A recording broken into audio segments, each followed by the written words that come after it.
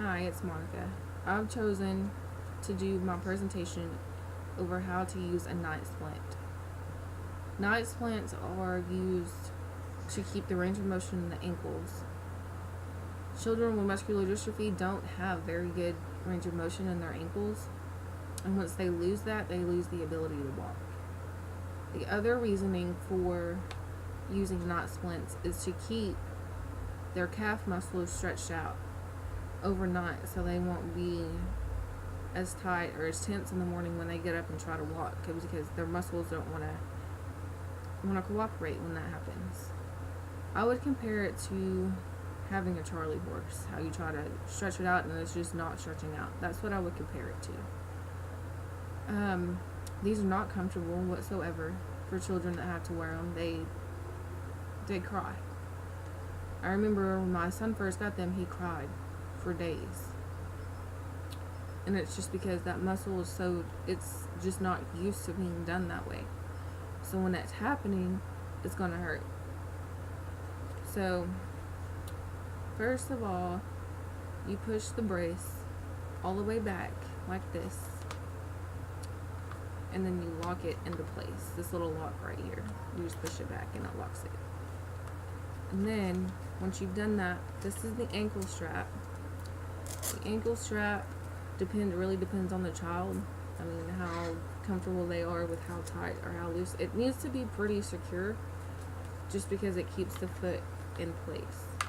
I've drawn a little line on his, that way I know how far to go whenever I am securing the strap.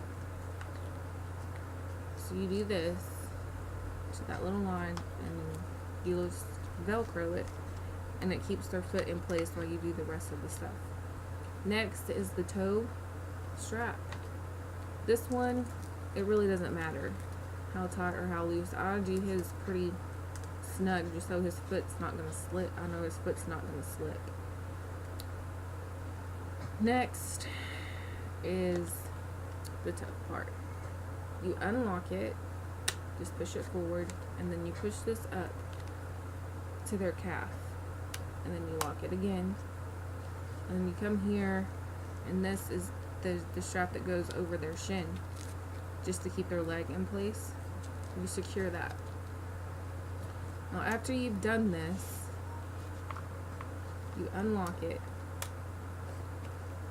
push it back.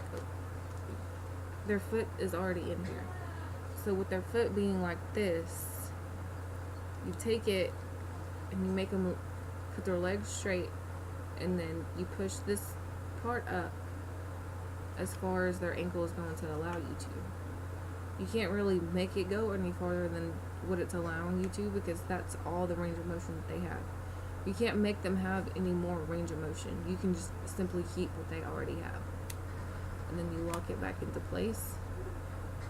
And then to take them off, you just unlock it. Well, you do the straps first. You undo the straps. It doesn't really matter what order. Just undo them. And then you unlock it, push it back, and let them take their foot out. And that's it.